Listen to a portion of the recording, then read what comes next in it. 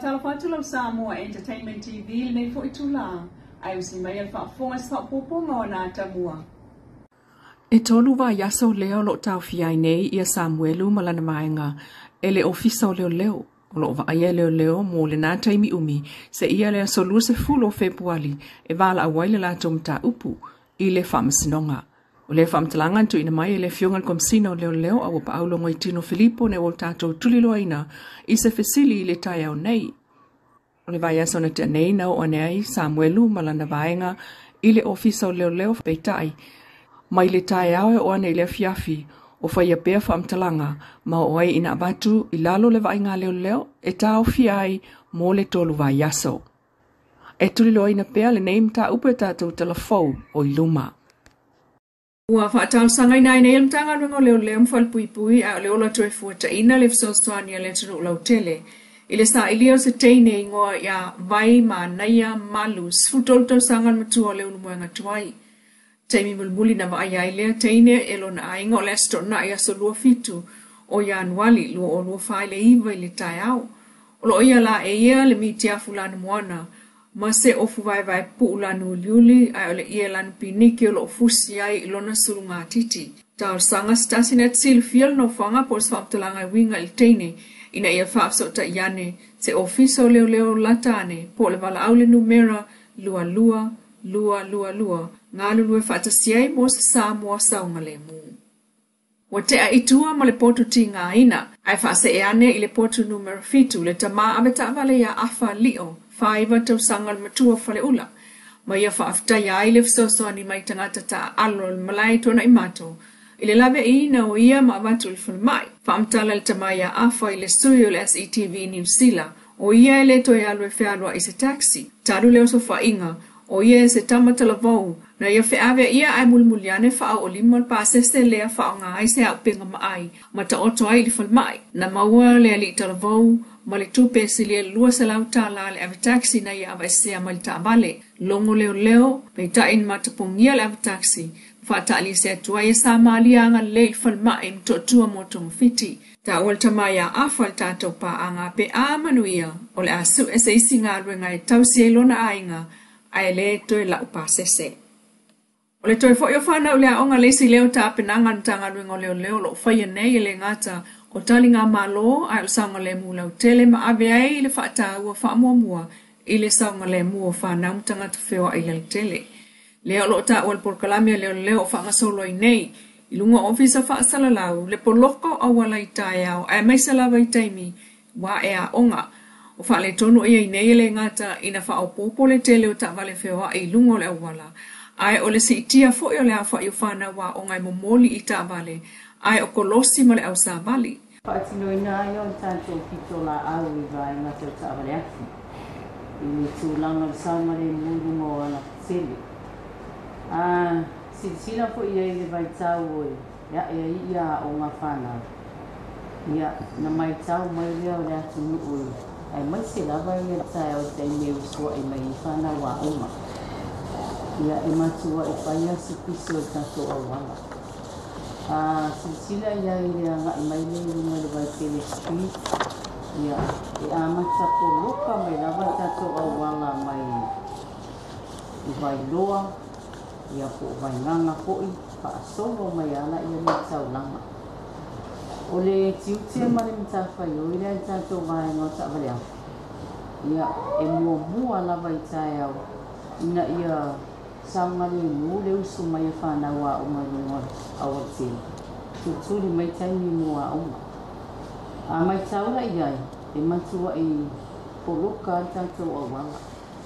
A ole matawhai oile e tauwhai e ina ia saungare mu, e le ngatai whanau a o. Ia o ilang tōpu o ki ngāso a e lea tae au. Ia o ina tau usu mai ngā ruenga. Ia e maisi, ia o nisi o le mano le atini, ia la tōku i tiuti e masani atu. So le tiutilo la e tātou vaenga, e whaia la si mafa i te mire ia e ia ona o le tutuli o whanawa o mantai au. Le aunga wha moe o leo e peona tā ua e lo lātou ofisa, le vaenga o saunga le mu lau tele, o le tūlanga saunga le mu, le na mōli mawina le umane o aso malolo. Mawhaawa waipea saunga le mua awala lo lato mna o mia matulituli, tangata asiasi mai, ai o tātou lava tangata. Wa maita wina foi, le soli tu la fono aveta avale, le ngata ina le aini lai sene o aveta avale, ai o le lai sene ina o isi ta avale. O isi o tala noa le telefoni ma avele ta avale o na, aveta avale sawa ma le usta ia tu la fono le wala.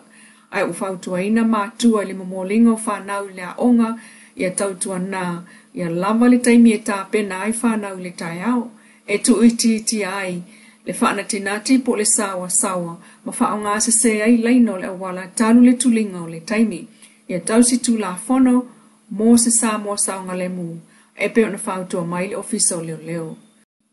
Olo o avanoa pele no fō whamsino ma liulilo, le corona pei o na sao no whamsino silium tanga rengo whamsinonga, Chief Justice Perez le sao ninga na amatalo iaia na ngadwenga le vaya sa tolwai. Na tangia le sao noa ngale fiunga whamsino silia le na o whamsino ma liulilo, olo o mana o mia o na whaatumu le avanoa. Olo iai fo i avanoa mo nisi whamsino, i le tu o whamsinonga whanua ma suafa, whaapel whamsinonga whaaitu malo. Mai ole a seita ngai iai, le pulenga e peo na ia sao noa. E tele ngā wenga le whaamisiroga e kūkua o le leitong sana. A mata mai le toi whaawau o whaamisiroga le leivai amsu te i tūlanga māsana. Iei fo isi o whaaloe moe le whaamisiroga le leitong sana. E iei le manatu o tofi se isi whaamasino o le whaamisiroga maurunga. O tofi fo i le whaamasino o tōtoro. Il whaamisiroga whaare tū mālo.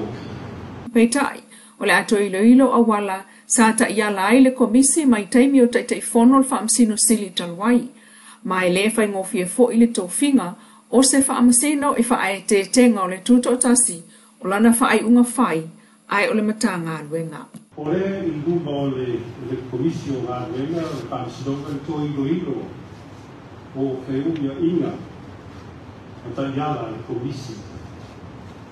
I le tōwhinga o whaasino. O tōwhinga o whaasino se o tā opu e maa ale. A wā le kuikuinga o taku. O le tupo tasi o se whaasino o le whaasino. Mai lawa le whaamsinonga le o tananga iai nei i le toe whaatulanga ina o lona o fisai mulinuu. Ai o Savea. E au fiai le toe mata i tu o whaale tonu o sao no le whaamsin sili Justice Perez e whaale le iai le whale.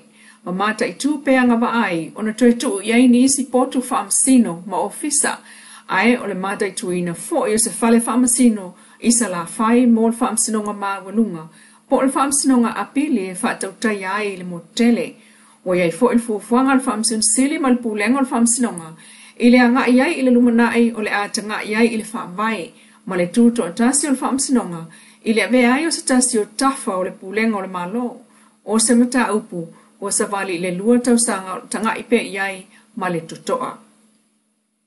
Sa vali e neile vai asalona lua talon toi amtalia ngā luenga al whaamsinonga ai ua whaailoa mai al whaamsino sili, Justice Perez mana onga mo le tōwhinga o ni whaamasino fōu whao popo. Peitai, whaalawa i tele mai fo il whaamao popo a launi o whaamsino, ma whaamtalanga au ili o ngā luenga whaamsino o se la sanga wa tauna whaatino. O mata i tuina foi, le saunanga le whaamsin sili lona apatu, ini a wanoa e whaalau tele ai sila fia o lo ia, o tūla i lumo le whaamsinonga e fsosani mai ai le Pacific Justice Strengthening Program a le malo New Zealand. Tau Samoa Entertainment TV mai pia mana tumual nei ko ia sa stop po ngā tai au.